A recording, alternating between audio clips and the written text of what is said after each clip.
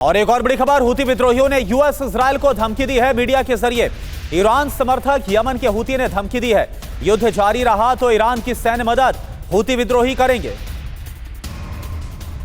मध्य Iran के अराक में Israel का हवाई हमला, हैवी वाटर फैक्ट्री पर इजरायल ने बमबारी की है। फैक्ट्री में परमाणु हथियारों के लिए सामग्री तैयार होती थी। आईडीएफ का दावा, आईडीएफ ने जारी की हमले की सैटेलाइट इमेजेस, ये देखिए आपके सामने।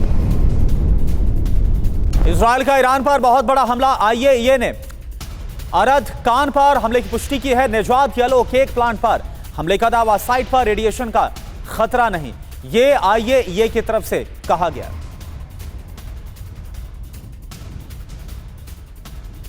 और अब कई सवाल खड़े हो रहे हैं, क्योंकि सवाल उठता है कि अगर ईरान ने एटम बॉम्ब बना लिया है या एटमी शक्ति हासिल कर ली है तो इससे अमेरिका की परेशानी क्यों बढ़ जाएगी।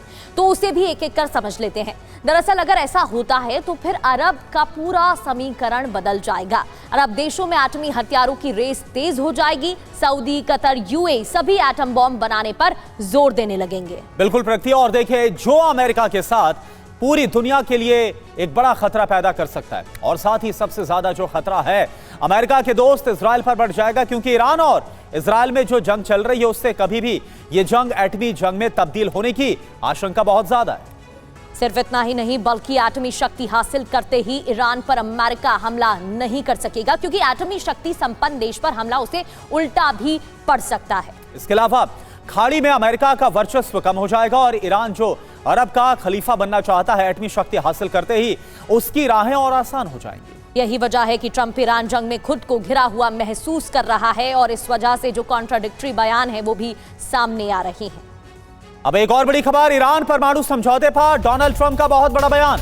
ईरान परमाणु समझौता खतरनाक समझौता, पूर्व राष्ट्रपति बराक के फैसले पर जताई हैरानी।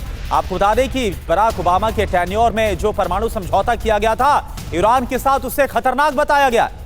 डॉक्टर संदीप त्रिपाठी सर, ये तो सभी जानते हैं कि डोनाल्ड ट्रंप का काम करने का तरीका काफी अलग है। अगर अन्य राष्ट्रपतियों की, पूर्व राष्ट्रपतियों की बात करें या उनसे कंपैरिजन करें, अब जो उनका बयान सामने आया है बराक को लेकर कि किस तरीके से उन्होंने जो निर्णय लिया था वो गलत है और वो जो डिसीजन ले रहे हैं वो सही, कैसे देखें? देखिए, इस समय अमेरिका के अंदर बहुत ही भयंकर एंटी वॉर सेंटीमेंट है, और अपने डिसीजन को लेजिटिमाइज करने के लिए, पॉपुलर सपोर्ट लेने के लिए यही तरीका है इस समय डोनाल्ड ट्रंप के पास कि अपने पूर्व राष्ट्रपतियों की नीतियों की आलोचना करें।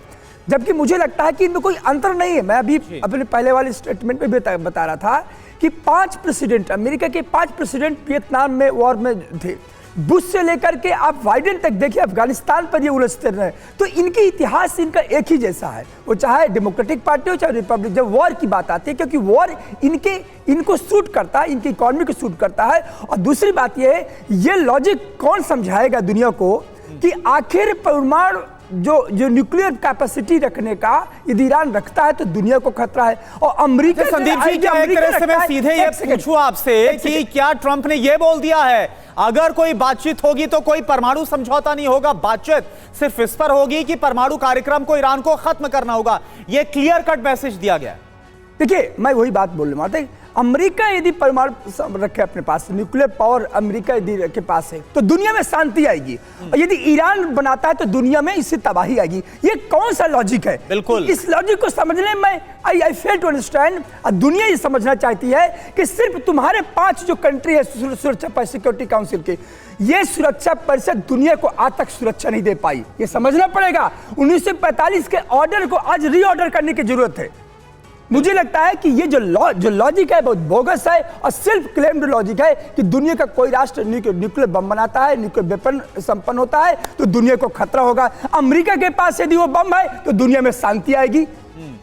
बिल्कुल। और त्रिपाठी सर, ये लॉजिक भी समझ में नहीं आता कि अगर पाकिस्तान की बात करें तो कितना गैर जिम्मेदाराना मुल्क है, लेकिन उसके पास अगर परमाणु हथियार होते तब भी अमेरिका को कोई दिक्कत, कोई परेशानी नहीं होती है। ये तमाम अलग अलग जो बातें, कॉन्ट्रडिक्शन है, वो देखने को मिलते हैं अमेरिका को लेकर। एक और बड़ी खबर का रुख कर रहे हैं, ईरानी हमले से तेल अफीफ में कोहराम, रात भर सड़कों पर दौड़ती रही एम्बुलेंस, घायलों को अस्पताल पहुंचाने की कोशिश। तो युद्ध से जुड़ी लगातार तस्वीरें आपको दिखा रहे हैं, हमारे साथ खास मेहमान जुड़े, आप सभी का बहुत बहुत शुक्रिया।